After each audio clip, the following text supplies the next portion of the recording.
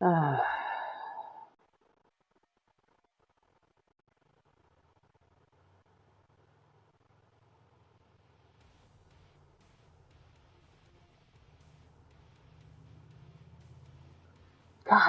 damn.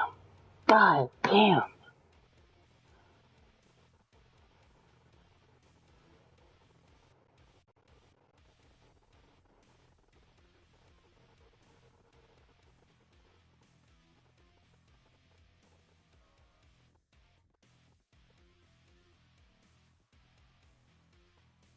There's no goddamn point.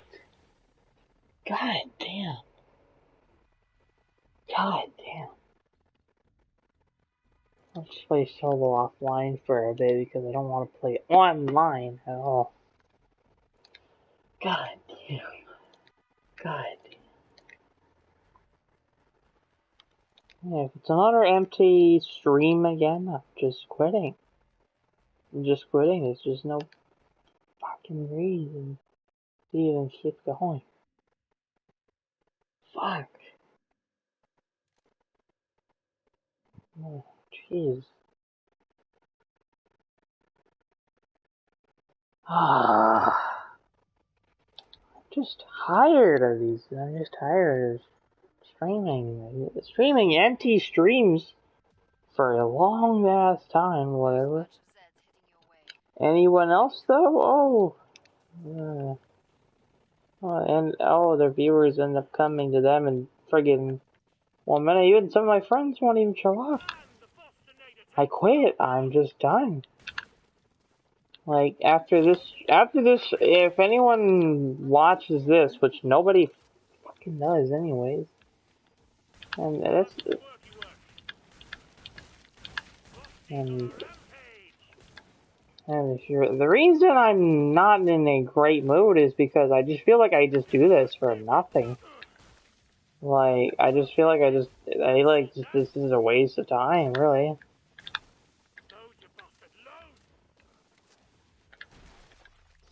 It's not really fun to have, you know, a screen like covering a whole area, and then like, oh, we can't like friggin' jeez, like you can't even man. I can't even like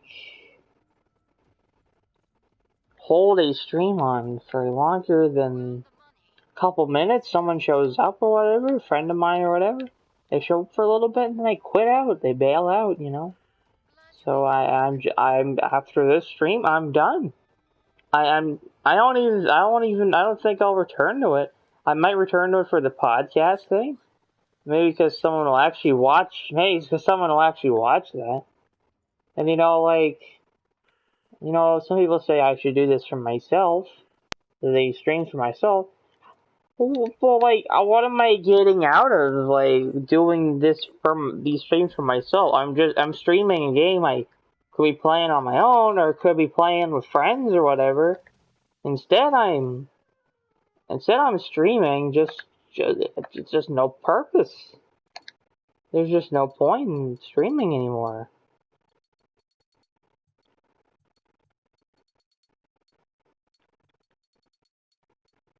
Oh my god.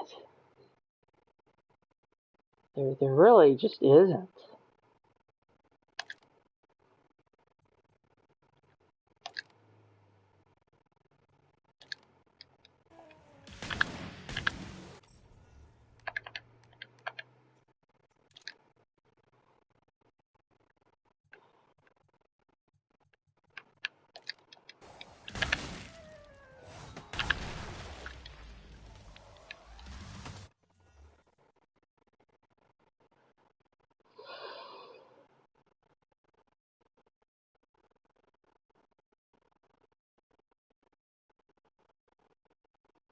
Oh, hey Miles. Finally, someone showed up. Ah, man. Sorry if you heard that friggin' rant. I was having probably like, I was getting probably close to, losing my mind. Ah, jeez. Ah, jeez. It hasn't been a good couple of days, man. Not a great couple of days at all.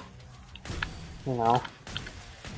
And I disclosed a little bit on, an email message. I'm not saying, here in the YouTube because I want to keep that part off. But, I saw Candyman today. Uh, yeah, I saw Candyman today. It was awesome. That was awesome. It was great. Like, I think it's even better than the original, honestly. Because while yes, the original is a classic and all, it's very like the new Candyman portrays its themes so well, and it's an excellent movie. I loved it. It's written by Jordan Peele, who, as you know, I freaking hate his horror movies. I hate Get Out. I hate Us. I think I hate Get Out a bit more. Us, I was just like, there's some things here that I think could have been improved on. I think Get Out's the one I really like. What the? I watched. So yeah, I watched.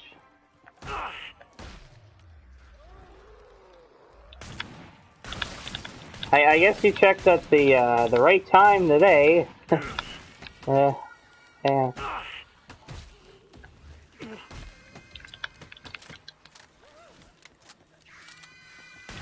Yeah, yeah, I was planning on doing some reviews this week. I'm reviewing some oddly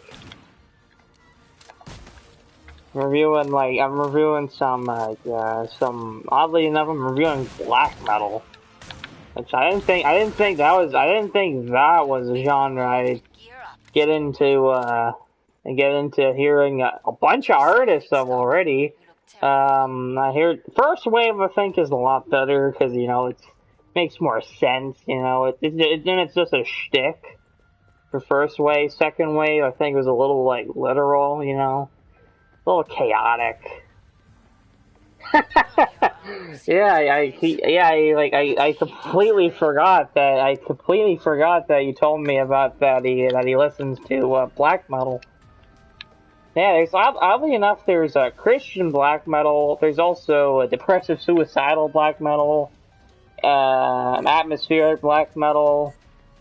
Lots of black metal. First wave black metal is more like thrash metal, like Metallica or Megadeth or Slayer or one of those bands. It's more like that. Just the shtick is Sabbath is known as like the Satan band. It's known as that was the shtick that the news put on them. They weren't really considered. They considered themselves Satan band. They just considered themselves this, this crazy little band.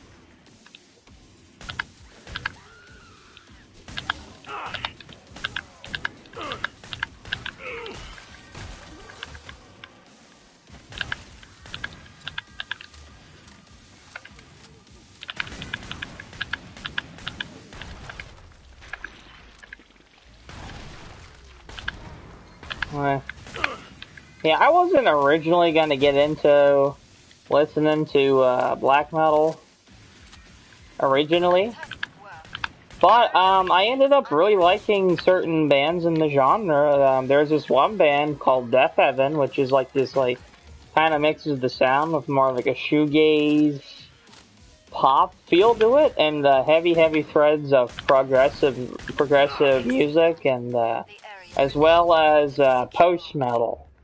Actually, Death Heaven actually had the highest rated album of 2013.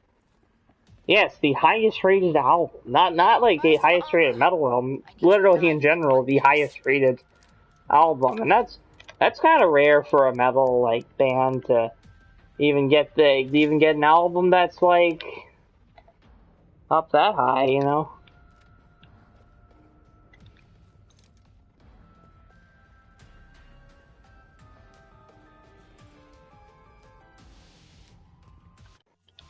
Yeah, I haven't written all summer. I wrote a bit of my album duology, which I call the Chaotic Madness.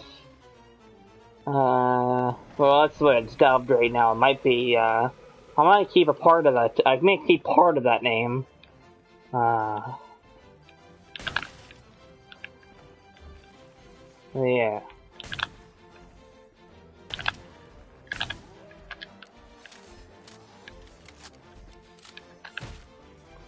Yeah, but yeah, lately for this channel, you're probably gonna see some black metal reviews. No, I found some quality music in there. You know, I mean, I heard Mayhem's entire catalog recently, and you know what? Some of it actually wasn't that bad. The problem is, the problem is, like Mayhem, their lead guitarist, was an arsonist, and then the bassist murdered him, and then the lead singer at the time killed himself and stuff. Like, the Mayhem now is just like a shtick band. Yeah, it's something. There's a neat, strange, bizarre movie based on them and a book as well called The Lords of Chaos. Yeah. Yeah. Oh yeah.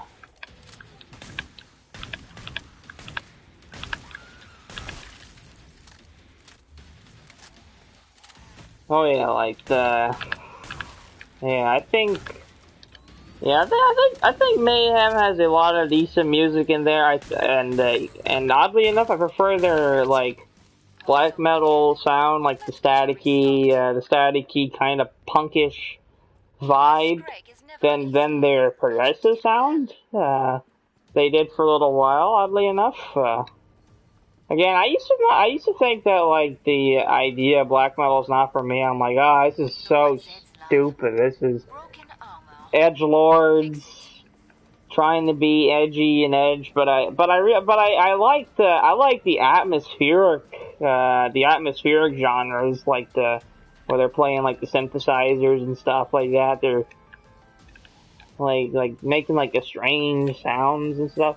I don't know. I don't know. I find like the atmosphere like interesting, and I like the shtick bands are better than the legit like the legit. Well, it's legit by like the standards of, oh, they'll go to this extreme. Like I like the shtick bands rather than it's complicated. uh,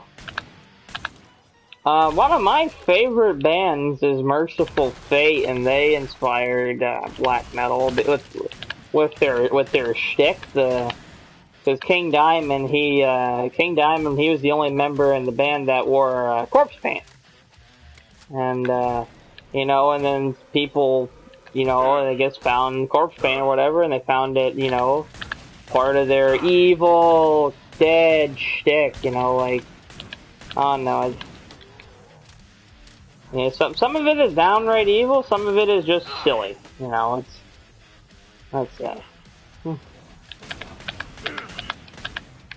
And besides that, I've been listening to some of my old favorites. Metallica, friggin'. I like for gimmick bands. I actually don't mind Kiss. I know Ahab hates Kiss. And I'll be honest, I do get why he hates Kiss. No, I just think Kiss has, like, a really, like, their theatrics and stuff, like, I think, like, I like that, like, their theatrics and their show and stuff like that. Like, obviously they're a very phony band, because, that they're obviously not a demon or a starman or a space dude or a cat guy or something like that, but I don't know. But I don't know. I appreciate a lot of their songs. I don't really like their stuff without I don't really like their albums where they're unmasked. Is what they call it, the unmasked era. Uh, yeah, honestly, I think Kiss has a lot of great songs, but from what footage I've seen online, it seems like they put on a better live show. Like lots and lots of pyro, not as much as the band Rammstein, which is a great German post-industrial Neue Deutsche Harte metal band.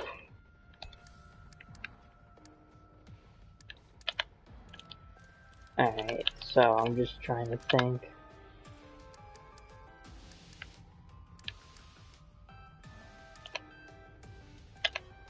I'm just trying to think. What kind of... Looks like a ball pop. Yeah. Oh, by the way, I found out one of my old favorite booktubers came back recently, and he's been posting videos and stuff. And he's been posting books he's gotten into over the years and stuff recently. This guy used to be called Cactus Smasher, but he's under a different name. I'd have to remind me sometime to tell you. I'll go search it up right now. It's just easier to search it up right now. Alright, let me see. Like, he had made a video in like 5 years, and then he just made videos recently, I found out. Okay, his channel now, it used to be called Cactus Smasher, but now it's called Bartel's Bookshelf. Oddly enough, before his 5-year hiatus, he did a Clive Barker video. But he came back, like a month ago. Which was like a surprising return, because I was always subscribed to the channel, and then like, yeah, and then I looked one day, and then I'm like, yeah. Yeah, you see, so yeah, and you watch any more of James Roof's videos? His name's James, you know, a cinematic or James Rolfe, but in one video, an iconic mailbag where someone said, "Live like a windrammer." This one famous mailbag video, they called him Mr. James Roof.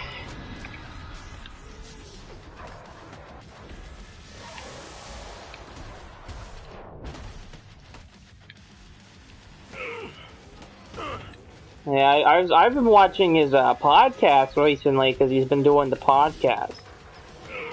And he's been talking about how he might be bringing back one of his old he's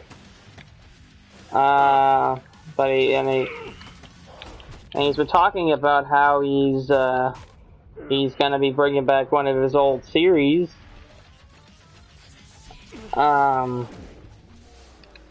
The series is called Board Games. He said he might be bringing it back. The thing is, he hasn't done a video in many years because he ended on such a high point in his series. I rewatched his movie recently, which got a lot of hate when it came out because they were like, "Oh, this isn't the movie we wanted," and all this like stuff. But the problem is, you know, it was limited budget, and he hired a bunch of like, I guess you could call YouTube familiar faces, classic YouTube stars for that movie.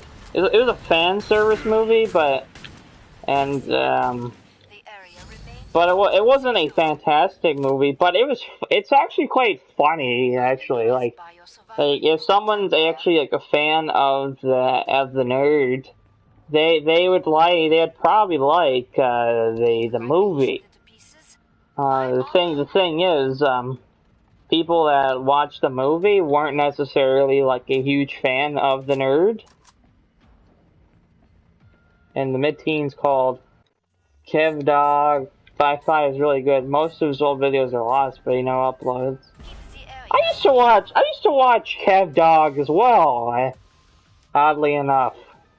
We end up finding like the same circle of people, like Reemsy and Kev Dog and There's this other guy I used to watch, Last Page Looker. I don't think you watched him, but he only had a couple videos. But I really liked his book collection videos he did.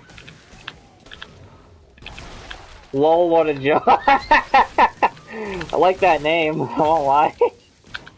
Just the biggest like troll name ever.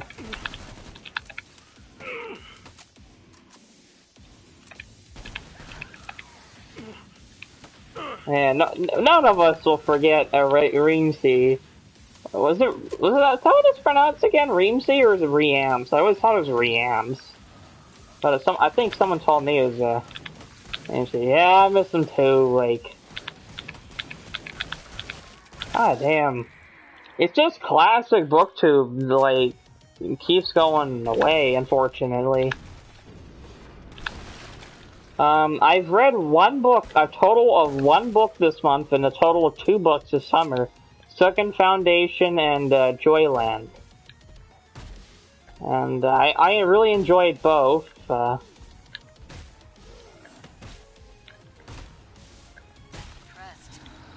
work was flawless.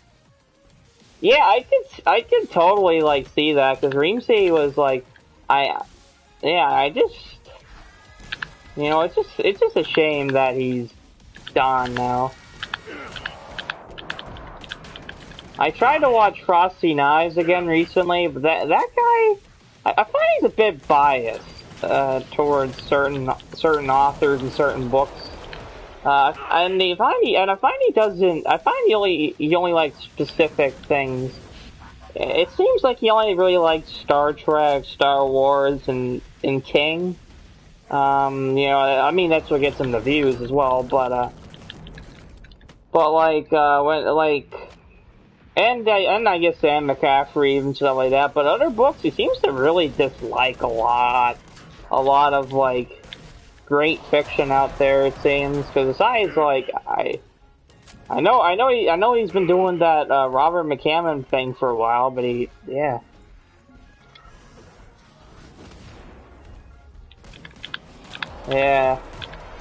Although me and Frosty and I share the same opinion about Flight or Fright. Flight or Fright has an accurate letter in its name. F! Although it should be an F minus. That book's terrible. I just thought about, like, I think Frosty Knives at least can be a cool dude or something like that sometimes. I find E. You know what E I'm talking about. Edward Lorne. I find he's a bit more problematic.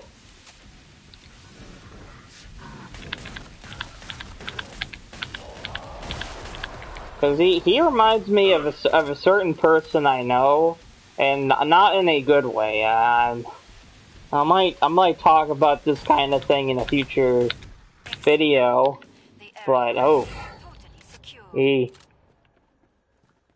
heck, I used to be friends with the Lauren actually, and then all of a sudden one day he blocked my account on YouTube.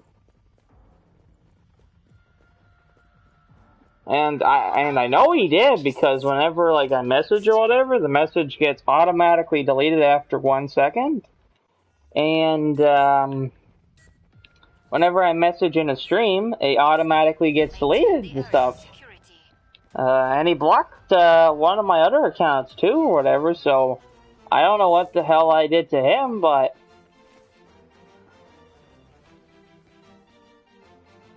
he is, now he is promoting, like, his new book, and then he's promoting his horror books, and then he's saying, oh, I'll release them, but they're only printed for a limited time. So, like that, nowadays he only makes books to get himself out of a sticky situation, which is understandable. But, like, yeah, it's quite unfortunate, because he used to be like a really good. I think he had some of the best advice, and now he's paying off. He's not paying authors. Authors are paying him to come on his show and talk about stuff. You could even go on his show. I'm not kidding. If you paid him money and you're not even you don't even have any published work yet, you could actually go on a show and give advice because you got a new show on. I like that. I like that the one who's like supportive of the book community. I don't like the one that's like always like it seems he's just like intolerable, vanilla, always getting mad about sparing with some Klansmen. I haven't heard him discuss that. So is it true? Yeah. On Twitter, he doesn't discuss his personal life on YouTube very much. On Twitter, he does. He filmed that apparently he encountered a chapter of the KKK in his area. They don't actually know if it actually was a KKK member per se, but there was a group of people like stalking their house and stuff like that, and lighting something like on fire across the street and giving them like a friggin' don't even do Twitter. I think I told you a while ago, hey, you should come on Twitter. Hey, this is a good place to go. Don't even bother with Twitter. Also, I saw one of your videos, like how Instagram's a place for perversity. Twitter is even more so a place for perversity. God fucking damn it, for perversity. Like nudity is allowed on there. Assholes and political idiots and all these people. Yeah, you're better off staying off Twitter, honestly, because yeah, I used to enjoy Twitter, but no, it's a crap show. It's just a place where people cancel everyone every friggin' day.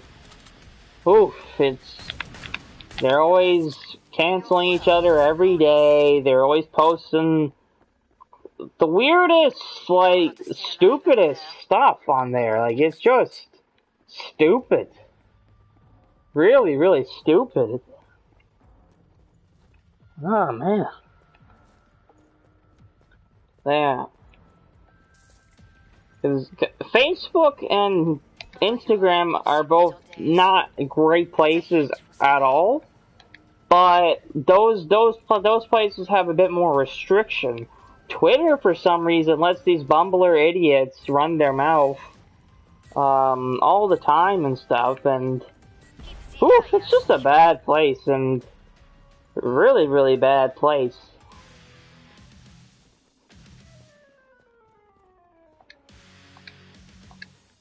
And yeah, it's quite unfortunate that because Twitter actually was a good place to chat.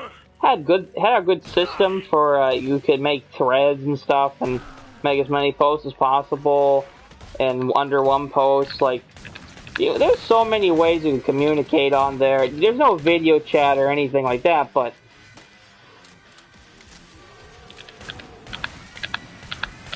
yeah, Instagram gave me a slap on the wrist for making a review of the Led Zeppelin album, House of the Holy, because on the cover of the album, there is an ass crack of a friggin' mermaid fish monster thing, too, like,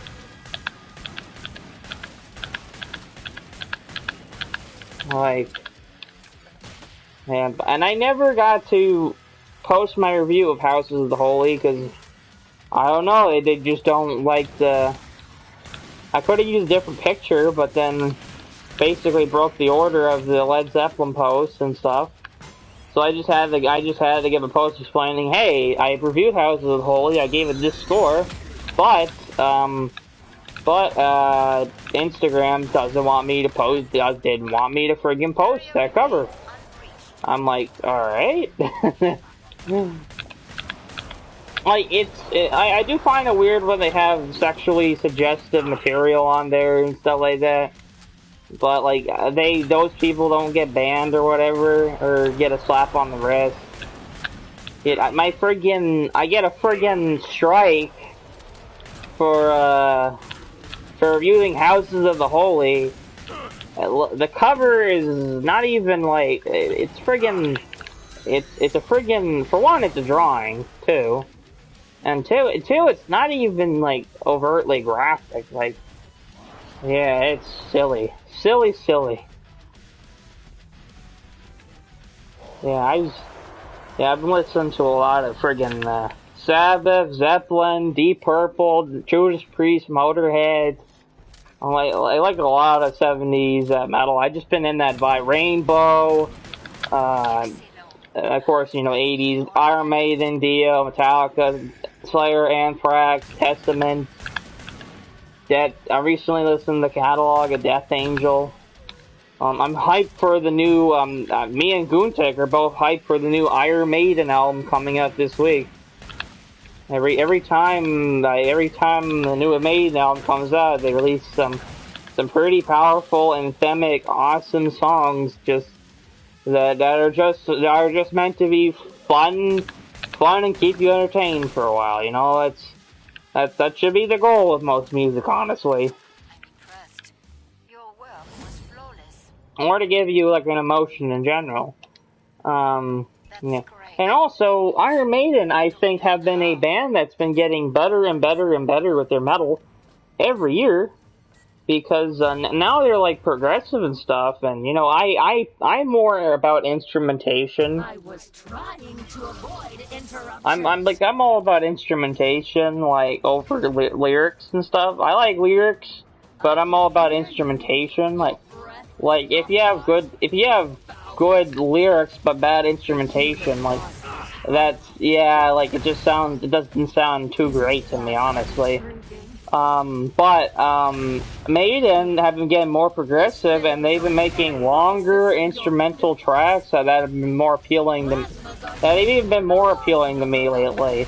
So I think they're a band that actually gets You're better becoming and better obsessed. as they go on with age, and some people don't like how their songs are getting longer and Is it longer and more that I'm epic. shrinking? But like Iron Maiden's always been An kind of long and execution epic. can create a lifetime of enduring discomfort. Perhaps as soon. I wouldn't get overconfident. Come, my ego. Yeah, like Attack! I sometimes use music theory. I want to learn rhythm guitar. You can I guess I could thank whatchamacallit Led Zeppelin for that. Lightning is a rather common phenomenon. Uh, yeah, I could thank friggin' Did Black I mention Sabbath, I Led now have a Zeppelin textbook? for me wanting to learn rhythm, My brain injuries are most common from lightning strikes. as well as of course Deep Purple. I just think it sounds like really nice. I think it looks fun to play too. And it's just something I'd probably like to do. I was wrong. Um, yeah, but yeah, lately I think some cool songs I think to learn on a rhythm guitar would be some Metallica songs. I was in conversation with the Sight After Dark the other day. The Sight After Dark, what? What's Sight After Dark? Sight After Dark.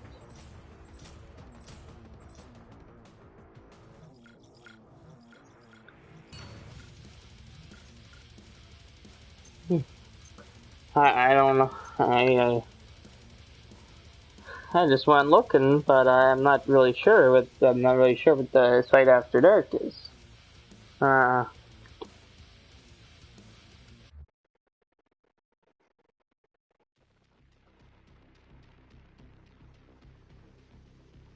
oh man, I was so friggin' like, what if friggin' their band slash reaction chant. Oh cool, nice. Yeah, that'd be a neat thing to get to talk to some folks and about The mission is underway. stuff. Lock and load. Yeah, cause I think I mentioned before, but I'm trying to make a band project, the Megastar Overdrive.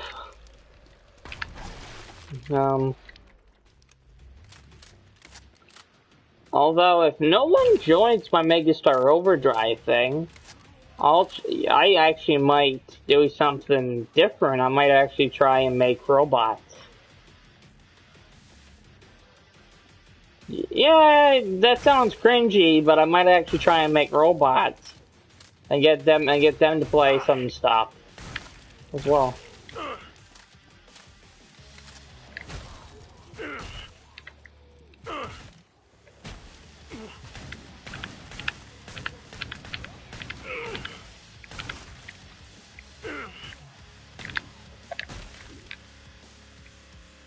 I've been moving them. That was the last one. Get to Dun, the dun, dun, indicated dun, pod dun. for resupply. Yeah, I still need to listen to Zappa's catalog. There's just so much. Like, and I feel like I'd probably get like lost halfway through. I'm like, oh no, You are what ready. album am I on Now now? spend it. I was thinking of doing a checklist thing, but I tried doing the same thing for Buckethead, and I probably failed.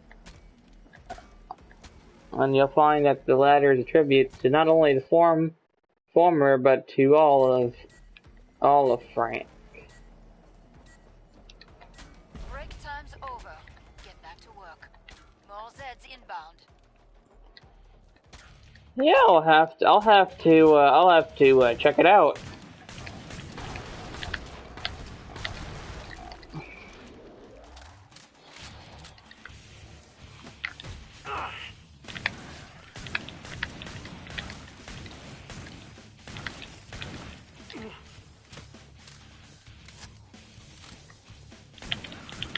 Yeah, I was talking recently with a friend how how the album Heaven and Hell and the album Mob Rules are probably the greatest albums ever made. Like, and I really mean like, yeah, I believe these two albums are the Gear best up. ever recorded.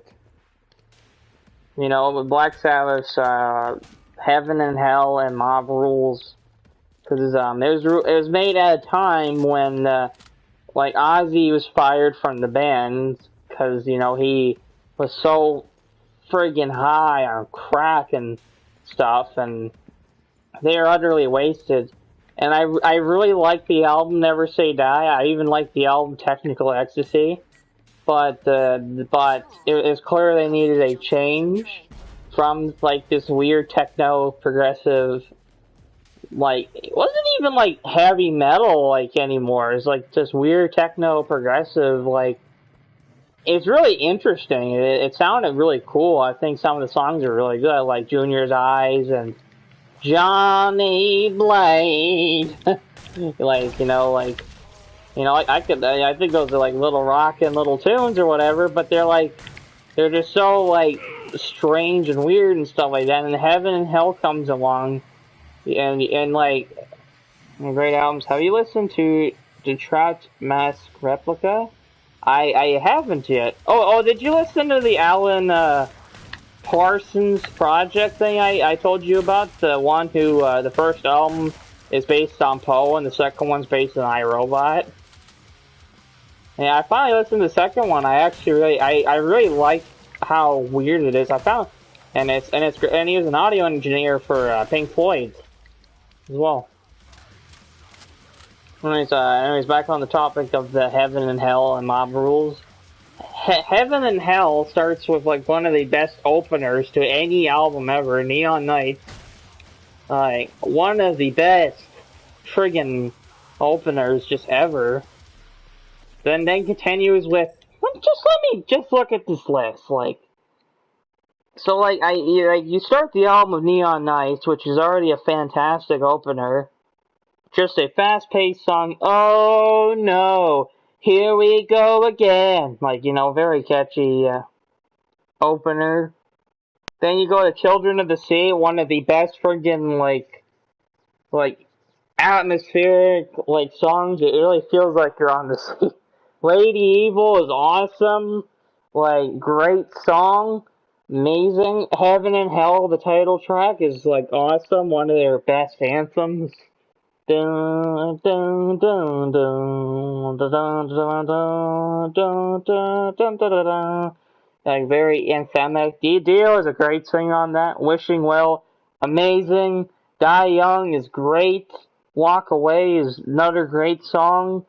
Friggin' incredible. And then it ends with one of the best endings, Lonely is the Word. Just incredible. And then, like, the album after is Mob Rules, which is like, oh, it's a sophomore album for the Dio era Sabbath.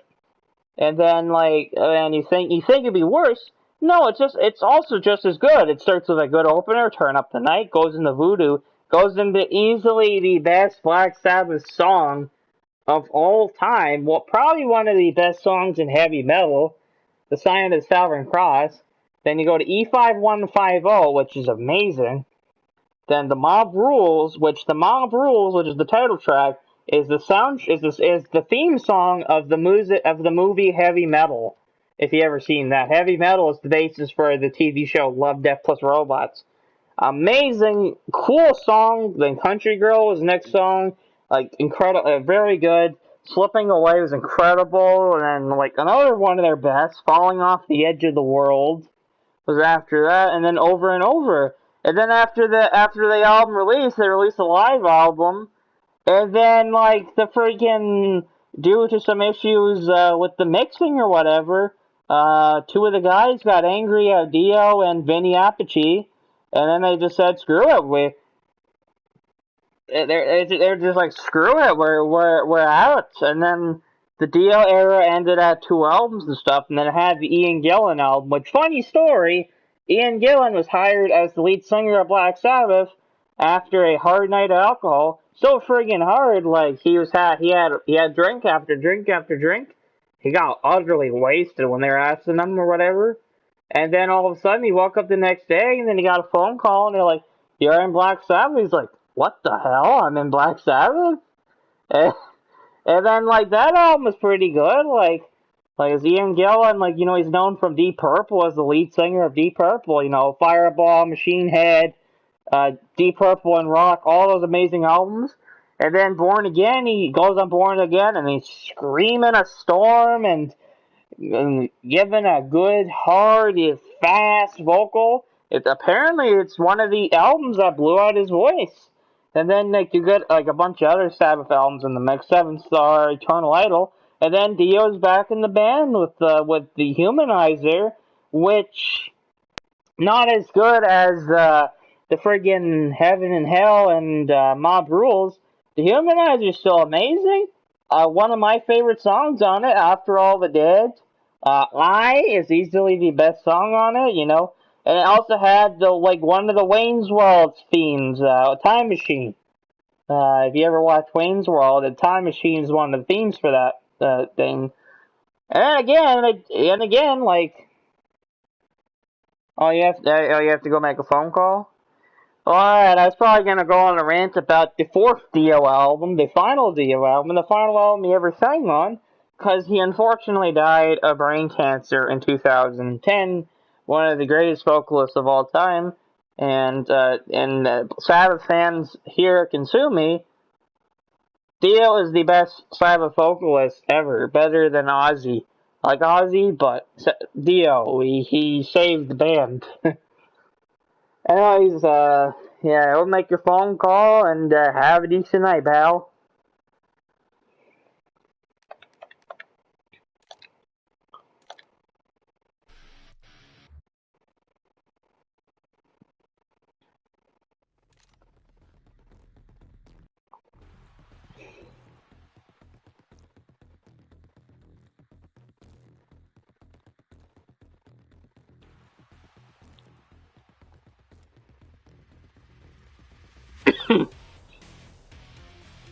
Dun, dun, dun, dun, dun,